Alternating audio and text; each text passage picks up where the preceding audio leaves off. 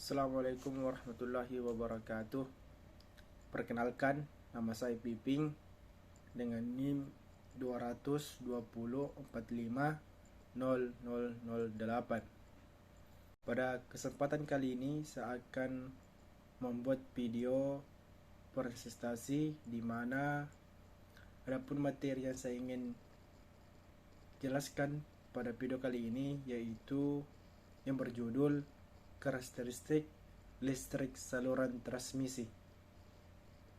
Untuk mempersingkat waktu, langsung saja kita masuk di materi, yaitu pengertian karakteristik saluran transmisi, di mana karakteristik ini adalah konstanta saluran, yaitu tahanan R, induksi atau L, konduktansi atau G, dan kapasitas atau C. Pada seluruh udara, konduktasi sangat kecil sehingga dengan mengakibatkan konduktansi sangat kecil sehingga dengan mengabaikan konduktasi itu perhitungan akan jauh lebih mudah dan pengaruhnya pun masih dalam batasan-batasan yang dapat diabaikan. Selanjutnya yaitu resistansi, di mana resistansi yaitu penyebab rugi daya atau power loss. Jika tidak ada penjelasan yang dimaksud, resistansi adalah resistansi efektif atau resistansi efektif suatu penghantar dinyatakan, di mana R sama dengan rugi daya pada penghantar P dibagi I pangkat 2. Adapun keterangannya yaitu P sama dengan daya atau watt, I sama dengan arus RMS atau ampere. Resistansi efektif sama dengan resistansi arus searah atau DC dari saluran jika terdapat distribusi arus yang merata atau uniform di seluruh penghantar. Resistansi DC dinyatakan dengan R sama dengan LP per A, yang adapun keterangannya yaitu L panjang penghantar, P resisitivitas penghantar, A yaitu luas penampang penghantar. Satuan SI atau dalam kurung M, A dalam kurung M pangkat 2 atau P home M dengan satuan di Amerika Serikat per L dalam kurung kmil sama dengan circular miles, dan P adalah home kmil atau per volt. 1 km sama dengan 1 per 1000 inch sama dengan 10-3 inch. Pada tabel sering dijumpai penampang kawat diberikan dalam suatu circulus miles disingkat cm jika luas penampang kawat diberikan dalam suatu mm pangkat 2, maka jika dinyatakan dalam circulus miles dalam kurung cm adalah cm sama dengan 1973 kali luas penampang dalam milimeter pangkat 2 atau milimeter pangkat 2 sama dengan 5,067 kali 10 per 10 minus 4 X luas penampang dalam C. Kawat penghantar umumnya kawat pilih atau Starden, maka resistansi DC kawat lebih besar dari dirumuskan pada persamaan. Sebagai faktor koreksi untuk perhitungan pengaruh pilihan tersebut, panjang kawat dikali 1,02, kenaikan resistansi di perkalian 1% untuk penghantar dengan 3 syarat dan 2% untuk penghantar dengan pilihan konsentris. Perubahan resistansi kawat terhadap perubahan suhu dapat dikatakan linear untuk batasan pengoperasian normal pada batas suhu 10 Celcius sampai 100 Celcius untuk kawat tembaga dan aluminium. Adapun rumus dari dari kawat atau aluminium untuk mencarinya, yaitu RT per 2 sama dengan RT1 dalam kurung 1 tambah AT per 1 dalam kurung T per 2 kurang T per 1 dalam kurung ohm. Adapun keterangannya di mana RT2 sama dengan resistasi pada suhu T2, RT1 sama dengan resistasi pada suhu T1, AT1 sama dengan konvensi suhu resistasi pada suhu T1. Jadi teman-teman bisa melihat di mana rumus dari pencarian resistasi pada suhu, bahwa minus T01 sama minus T0 sama adalah suhu di mana resistasi kawat akan menjadi 0 bila persamaan linear yang sama berlaku untuk daerah suhu itu. Selanjutnya, distribusi arus yang mengantar di seluruh penampang suatu penghantar hanya terdapat pada arus searah DC. Pada arus bolak-balik AC tidak terdapat distribusi arus yang merata.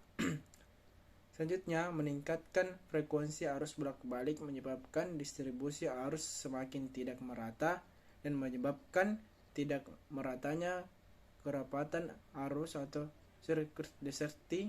Dengan kata lain, kerapatan arus dapat penampang konduktor makin besar permukaannya. Fenomena ini disebut efek kulit atau Sinclair F pada frekuensi kerja 50-60 Hz. Pengaruh efek kulit sangat kecil dan dapat diabaikan. Selanjutnya, adapun contoh soal dari resistasi, yaitu berapa resistasi DC suatu konduktor tembaga 253 mm per kilometer pada 25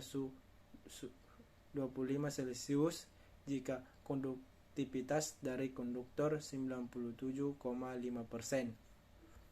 Baik, adapun jawaban dari pertanyaan tadi yaitu P25 sama dengan 1,8 mikrohm, sedangkan L1 km sama dengan 10⁵ cm. A 253 mm sama dengan 253 kali 10⁵ cm, di mana R25 pada P25 I per A sama dengan 1,8 kali 10⁵ kali 10⁹ per 253 kali 10⁻⁻2 sama dengan 0,0711 ohm atau kilometer. Karena umumnya konduktor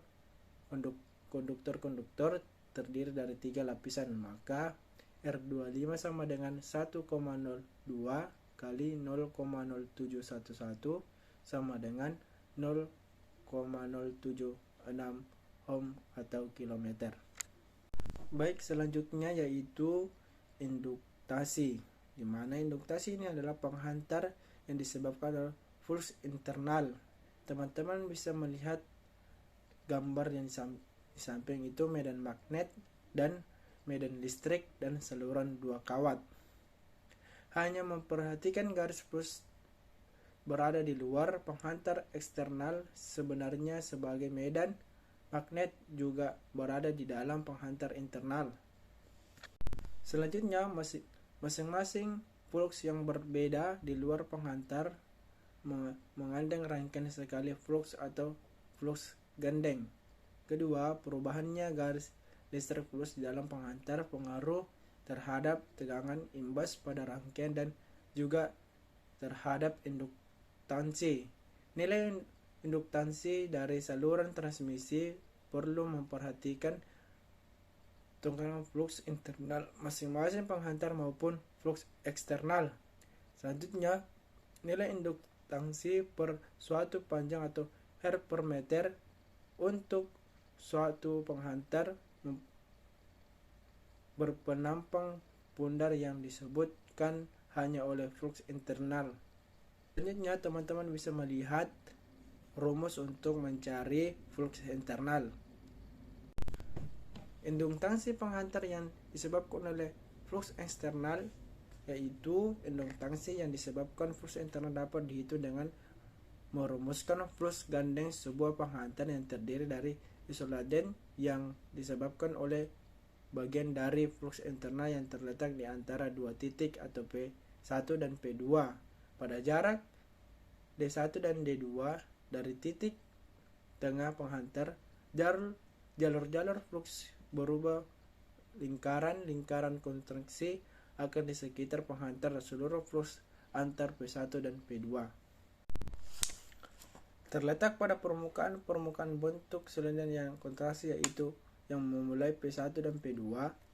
Induktasi yang disebabkan oleh flux internal yang berada di antara P1 dan P2. Teman-teman bisa saja melihat rumusnya yaitu L12 sama dengan 2 kali 10 pangkat minus 7 atau in D2 per D1 atau H atau M. Selanjutnya induktasi saluran fasa tunggal 2 kawat. Teman-teman bisa tadi memperhatikan gambar 2.3 memperhatikan rangkaian dengan dua penghantar masing-masing jaraknya R1 masing-masing jari-jarinya R1 dan R2. Penghantar yang suatu merupakan rangkaian balik dari penghantar yang lainnya. Selanjutnya gambar di samping yaitu penghantar dengan jari-jari berbeda magnet yang timbul oleh arus penghantar satu fasa.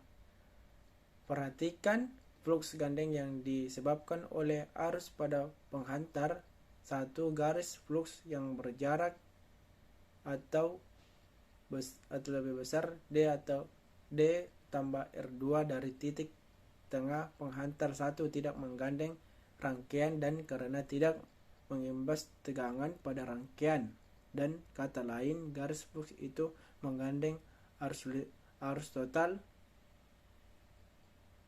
karena arus pada penghantar 2 sama besar dengan arus penghantar 1 tapi berlawanan arah. Selanjutnya arus total yang digandeng oleh garis flux di luar penghantar 1 pada jarak sama dengan atau lebih besar D kurang R2 adalah 1 di antara D kurang R2 dan D tambah R2 permukaan penghantar 2. Arus total pada rangkaian yang digandeng oleh garis flux yang ditimbulkan oleh arus pada penghantar adalah bervariasi antara 1 dan 0. Selanjutnya saluran flux eksternal yang dibangkitkan oleh arus pada penghantar 1 sampai pada titik tengah penghantar menggandeng seluruh arus I dan flux di luar titik tengah penghantar tidak menggandeng arus apapun. Induksi rangkaian yang disebabkan oleh arus penghantar digantikan oleh jarak D akan penghantar 1 dan 2 D1 diganti jari-jari R1 penghantar 1 induksi penghantar hantar 1 untuk flux eksternal saja berlaku L1 EX sama dengan 2 kali 10 minus 7 IN D per R1 atau H atau M. Untuk flux internal saja L1 atau INT sama dengan 1 per 2 kali 10 minus 7 atau H atau M. Induksi total rangkaian yang disebabkan oleh arus penghantar 1 saja.